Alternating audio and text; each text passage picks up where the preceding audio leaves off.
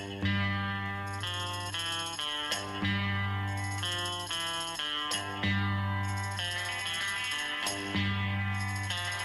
the last train to Pottsville and I'll meet you at the station. You can be here by 4:30 'cause I've made your reservation. Don't be slow. Hola, què tal? Bona tarda. Gràcies per la vostra atenció i durant els propers minuts mirarem de resumir de la millor manera possible els orígens de les fonts i l'estreta vinculació que tot això ha tingut amb la línia de ferrocarril. Comencem per l'inici de tot, que ha de ser la societat Ribes, que Emili Soler Plana i Josep Ribes Martín van fundar el juny de 1918. Ells havien sentit parlar que una línia de ferrocarril s'estava estenent des de Barcelona fins a Terrassa. Passaria per Rubí i van mirar de moure's ràpid i comprar uns terrenys, Can Feliu i Can Guitar, al costat del recorregut de la línia. El seu plantejament era fer una colònia obrera i un taller de rentat de llanes, tot això vinculat a la pujant indústria textil del Vallès. La seva idea era aprofitar el ferrocarril per treure la mercaderia tant via Terrassa com via Barcelona i funcionar això. Què passa? De seguida se n'adonen que aquesta línia ferroviària no és com les altres que hi ha en aquell moment, és un ferrocarril elèctric que només porta passatgers.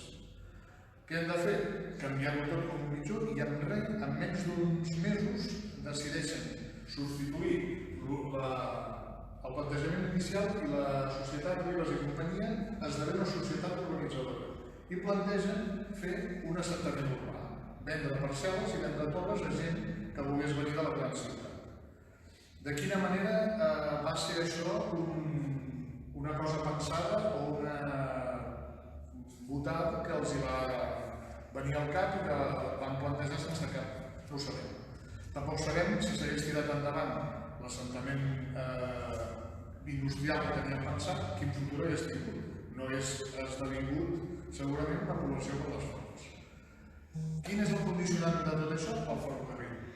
Què passava amb aquest ferrocarril? Aquest ferrocarril venia en la ment de l'enginyer Montañés, Carlos Emilio Montañés, que feia molts anys ja havia treballat per Tramvies de Barcelona quan s'estaven electrificant, i ell tenia la idea al cap d'electrificar Catalunya.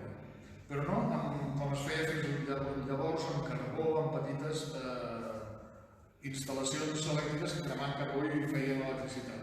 Ell volia fer-ho al gran i volia crear salts d'aigua al Pirineu per transportar l'energia elèctrica que s'abastís tot Catalunya, amb hidroelèctrica, que és molt més barat i molt més net que el carbó. Com que aquí no troba finançament ni recolzaments, va anar a l'estranger.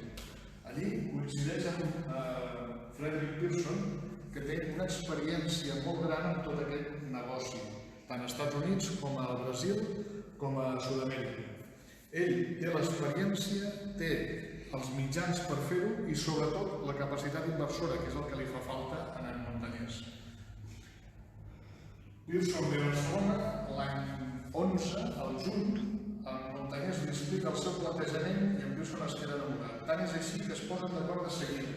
I ja directament el mateix 11 se'n van a Canadà i funden les societats que formarien part del holding. Spanish Securities, la Barcelona Traction Light and Power i Aero Irrigation Power, que aquí es coneixeria com Riegos i Fuerza del Ebro. Aquesta societat, juntament amb la línia de ferrocarril, Ferrocarrils de Catalunya i Catalunya Land, que té una certa importància del que estem parlant, serien el grup del holding juntament amb altres societats petites. De seguida es posen mans a l'obra i el primer de tot és construir les preses a dalt del Noguera Pallaresa, és a dir, a Camarasa, Sant Antoni i més a baix del canal de les Serós, que fan la presa d'Utxesta. Tot això ara està fent 100 anys perquè va ser la primera part del negoci que es va començar. El ferrocarril bàsicament servia per ser client d'aquest conglomerat de distribució elèctrica i per unir la part de la Barcelona que avui coneixem com la ciutat de Barcelona, el parc comercial, i el Vallès a través de Collserola, que és el que no hi havia connexió fins llavors. Què s'aconseguia amb això? Crear una gran Barcelona. Tindríem la ciutat comercial, ara és el Pla de Barcelona. La ciutat industrial, el Vallès, ciutat residencial a totes dues bandes del Tibidabo, del Collserola. Per això els hi calia aquest ferrocarril. Van tirar mans a l'obra de seguida i van comprar el tren de Sorguera. El tren de Sorguera era bàsic perquè ja unia les estribacions del Mont de Collserola fins al centre de la ciutat. Les obres van ser molt feixugues a la part del peu de Vallvidrera. Es va haver de moure molt terreny, va haver despreniments en els túnels, sobretot el número 4 va ser una fita en el seu temps perquè era molt llarg, però va regir tot plegat i de seguida, el 1916 s'arriba a les Planes, que va ser la primera inauguració que es va fer d'aquests ferrocarrils de Catalunya. Com que la cosa era molt dinàmica i anava seguint molt ràpid, el 1916 s'arriba a Sant Cugat s'arriba al 1917, el 1918 s'arriba a Rubí i el 19 a Terrassa, tot i que amb una estació provisional, però va arribar a Terrassa. A Sabadell s'arribarà al 22. Aquesta mena de ferrocarril té la particularitat que és molt comú als Estats Units en aquella època, és un interurban, és a dir, un tren que uneix el centre de la ciutat amb les perifèries suburbanes, que és on viu la gent, els barris residencials. Transporten passatgers amb molta freqüència de trens, amb un material molt concret que serveix de tramvia a la ciutat i de tren a fora. Dels trens ho parlarem més avui perquè hi ha una conferència pensada que ha de fer en Jaume Ribot, que en sap molt i ho explicarà molt bé i que ja en el seu moment arribarà a vosaltres pel mateix mitjà. Un cop tenim el tren, l'han d'acabar de projectar. El projecte primer que havia fet el Montañés estava pensat perquè circulés en aquesta zona on són de les Fonts, que no existia, però per aquest camí anava justament a tocar de la carretera provincial de Gràcia-Manresa, que és la que ara coneixem com a... ho hem perdut per aquí. La carretera provincial BP 1503 o alguna cosa. El cas és que el traçat era aquest vermell, però amb la reforma del Pearson, aquí la veiem l'antiga, passa a l'altre cantó de la Riera, a l'oest, i és el traçat que avui coneixem. L'estació s'acabarà situant, perquè no estava prevista, justament aquí. Fixeu-vos que els terrenys que havia comprat la societat Ribas i Cía era Can Falguera, aquí a la Masia, i Can Guitar, que ho tenim aquí dalt. Ells s'havien aposentat aquí, els hi calia, per la seva indústria, aigua, i a les Fonts n'hi havia molta. Quan van replantejar la ciutat jardí de les Fonts, els hi servia igualment aquesta abundància d'aigua per crear una urbanització de terrenys bucòlics i molt agradables de residir. Quin és el problema? Tenim els terrenys, tenim el ferrocarril, però com que no hi havia assentament, la companyia no havia previst una estació. L'hem d'aconseguir, si no, tots se'n van ormes. Primers passos. La societat Ribas de seguida demana a la companyia ferroviària que posi un baixador. A primer cop d'ull sortirien tots guanyant.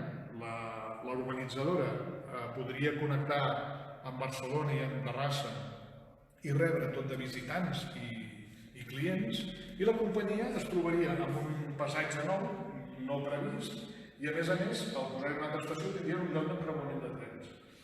Però la companyia es fa el xulo i diu que ells no cabal, que estaran d'acord, que faran parar els trens sempre i quan la societat urbanitzadora cedeixi el terreny de l'estació i pagui i construeixi l'edifici.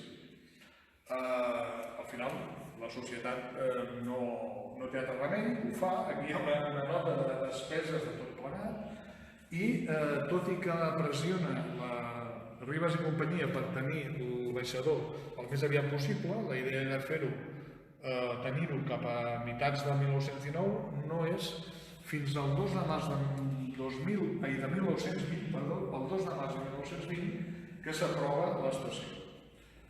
A poc es construeix, aquí teniu com va quedar al final, i hem de tenir present, i així ho publica el diari terrassenc el dia 14, que diu literalment, des de demà diumenge, dia de la Mare de Déu d'agost, queda inaugurat el baixador de les Fonts, Can Falguera, entre parèntesis, i tots els trens de la companyia de ferrocarrils s'hi aturaran.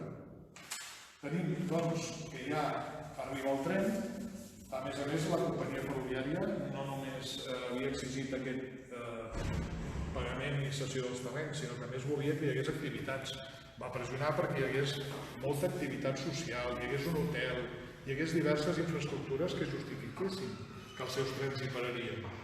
I així va ser. Es va establir un restaurant, la companyia va crear terrenys per fer esport, camps de tenis, zona esportiva, els hotels, van començar de seguida a fer celebracions de festa majors, aplecs de sardanes, també tota mena d'actes públics i socials, i una de les fites més importants, que això quedarà explicat més endavant, seria la visita reial que van fer a finals dels anys 20 el rei Alfons XIII i la reina Victòria. Tot aquest parament que veiem a darrere nostre, aquestes explicacions i aquests panells, són part d'una exposició que en el futur es podrà visitar, evidentment, molt més completa i on expliquem tot això amb més detall. Aquí podeu veure diversos elements que teníem de col·lecció, com els horaris i els preus en el seu moment, això és dels anys 20. Tenim també un mapa de la zona ja quan començava a estar urbanitzada i els famosos bitllets Edmondson de cartró que tots recordem que havíem usat al viatjar amb aquests ferrocarrils i que molts col·leccionem.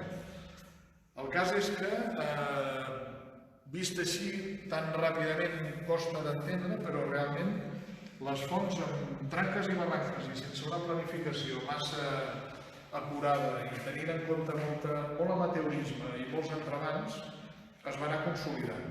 Va passar la Guerra Civil, va passar la postguerra i tota una sèrie de coses, però ha arribat fins als 100 anys i amb molta vitalitat, moltes ganes de fer coses, la mostra és això, i que duri molts anys més. Moltes gràcies a tots per l'atenció. And I don't know if I'm ever coming home.